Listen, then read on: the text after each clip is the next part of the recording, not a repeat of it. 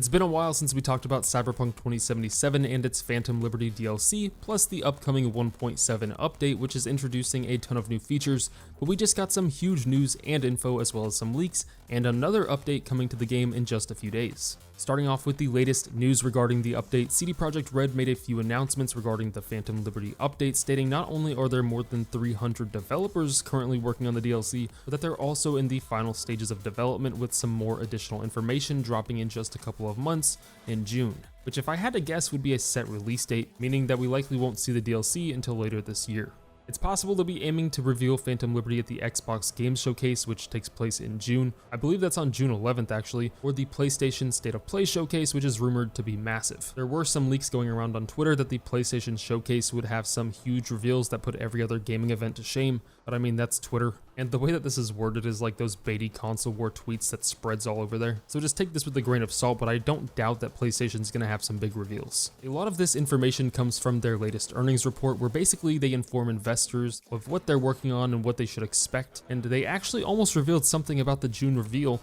saying that in June they will begin to really market Phantom Liberty, which to me hints that they should have an actual release date by then, because they're not going to advertise the game with a blank release date. But they also said they had something big to reveal in June. This is probably also because, like I said, they're still in the early stages of development and don't want to rush things and then have to delay. They also revealed that Cyberpunk 2077 has had a huge amount of success over the past few months, mainly after the release of Edgerunner, showing that it was by far CD Projekt Red's best quarter, only falling behind the actual release of Cyberpunk 2077 itself, which we kind of already knew since the player base was extremely high after Edgerunners. From what I recall, there was like at least 1 million people playing at one point, but apparently sales exceeded what they even thought. This is really good news if you're someone wanting some more CD Projekt Red inspired anime like Edgerunners, and really good news if you're a fan of any of CD Projekt Red's games, because it completely turned everything around from what happened at the release of Cyberpunk 2077 and gave us a lot to look forward to, since besides Cyberpunk 2077, we also have Cyberpunk Orion and the upcoming Witcher 4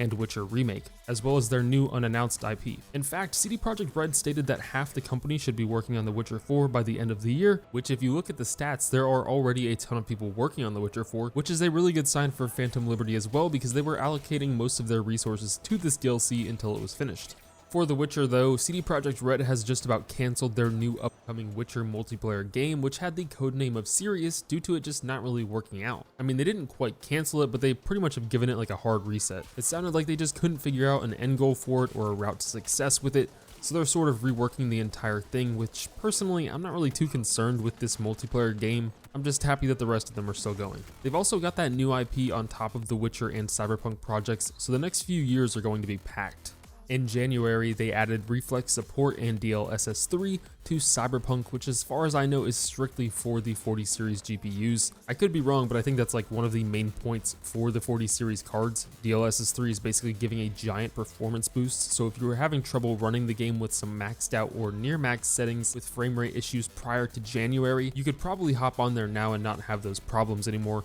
assuming you have a 40 series GPU and went into your Windows graphics settings and toggled the hardware accelerated GPU option. If you didn't know, we're also getting update 1.62 in just over a week on April 11th, which is going to be bringing along ray tracing to the game. Well, it's actually path tracing, which if you didn't know is a form of ray tracing a little bit more advanced, which processes things a bit differently to give you much more realistic looking lighting. I'm actually surprised this is coming to Cyberpunk. Granted, as far as I know, it's only coming to PC, just like that January update, but I can't imagine how this is going to look. There were some mild rumors of a subway system update, which have been going around for a bit. I mean, this rumor's been going around for a while now. I think mainly just because it looks like there was some sort of subway system originally planned, but those rumors were shot down by CD Projekt Red's community director, stating that there are no plans to add a metro system to the game. However, like a lot of the cool features, there is a mod for that if you're interested. Man, there are some crazy Cyberpunk 2077 mods out there. So there was also a leak a couple of weeks back, which ended up being pretty big, even getting the PR director for himself for CD Projekt Red to respond. This was posted over on Reddit showing Cyberpunk 2077's journal,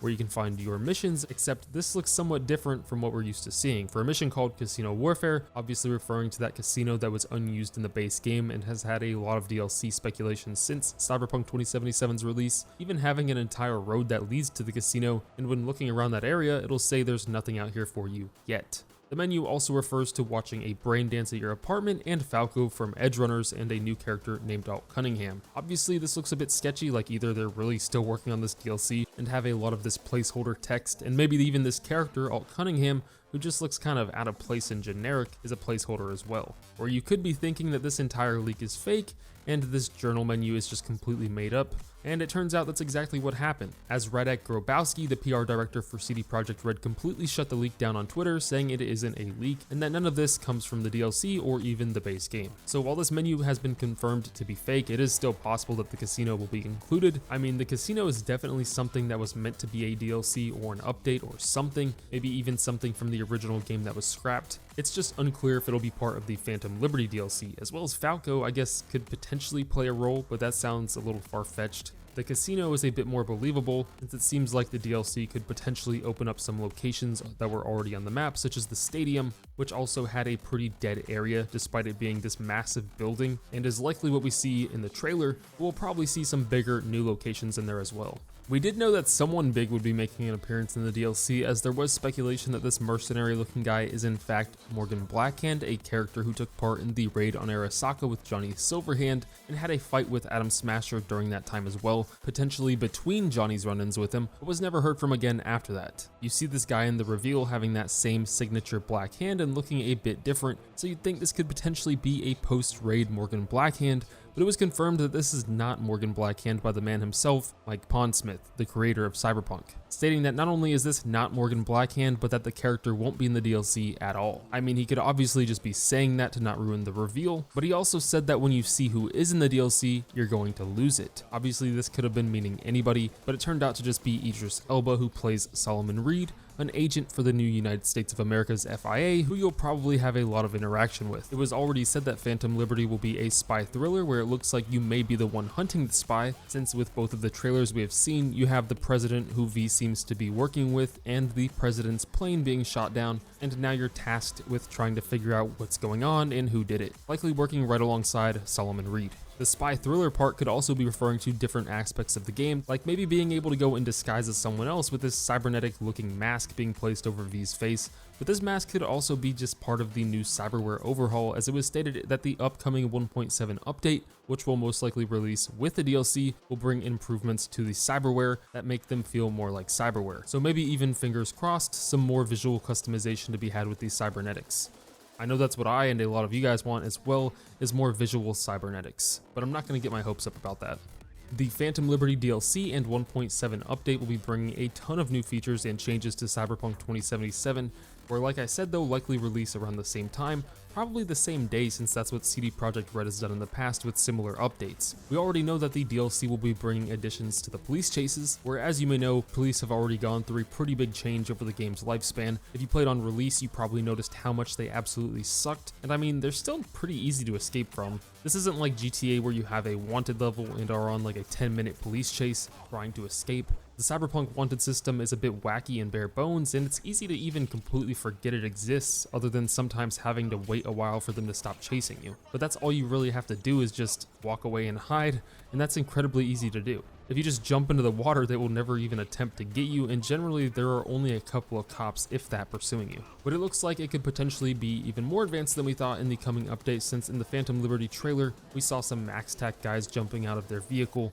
which is said to be part of the coming update, where as of now, cops just teleport near you, coming from nowhere. Now it looks like they may be flying in and jumping down from their vehicle. That part isn't necessarily confirmed, but we know it's going to be a little more advanced. We also saw quite a bit of vehicle combat against the new faction from the trailer, which could totally be one of the mission scripted type events, but also looks a bit different and could totally just be regular open world gameplay. This would also be a huge improvement on the AI, because as of now, the gangs and random enemies you encounter in the world are sort of just tied to whatever small area they're standing at for the most part. It's kind of like the biggest area that Cyberpunk 2077 is lacking. Like I said, the cops and gangs aren't the smartest AI out there. You pretty much just interact with them in combat, and during that, it's really just basic stuff, where even if they just have to chase you, they become pretty dumb. But actually doing more with the AI around Night City in general would be a huge improvement, and I personally think a game changer for Cyberpunk, but something we probably won't see until the release of the sequel, Orion. They're also going to be improving the melee system, where as of now, the melee is just basic hack and slash for the most part. It looks like they'll be giving it a few improvements, at the very least adding some melee finishers and some new skills in the skill tree. We know that they're definitely revamping the melee system and also adding new skills, so it sounds like those probably go hand in hand. So with all of these coming updates, being ray tracing and a ton of new features along with the Phantom Liberty DLC, it's not a bad time to start playing Cyberpunk 2077 if you've been on the fence about it, or at least making sure you have a solid build for the DLC. Either way, I'll have some more Cyberpunk 2077 builds and videos up soon, and let me know down in the comments what you're most excited for coming to Cyberpunk.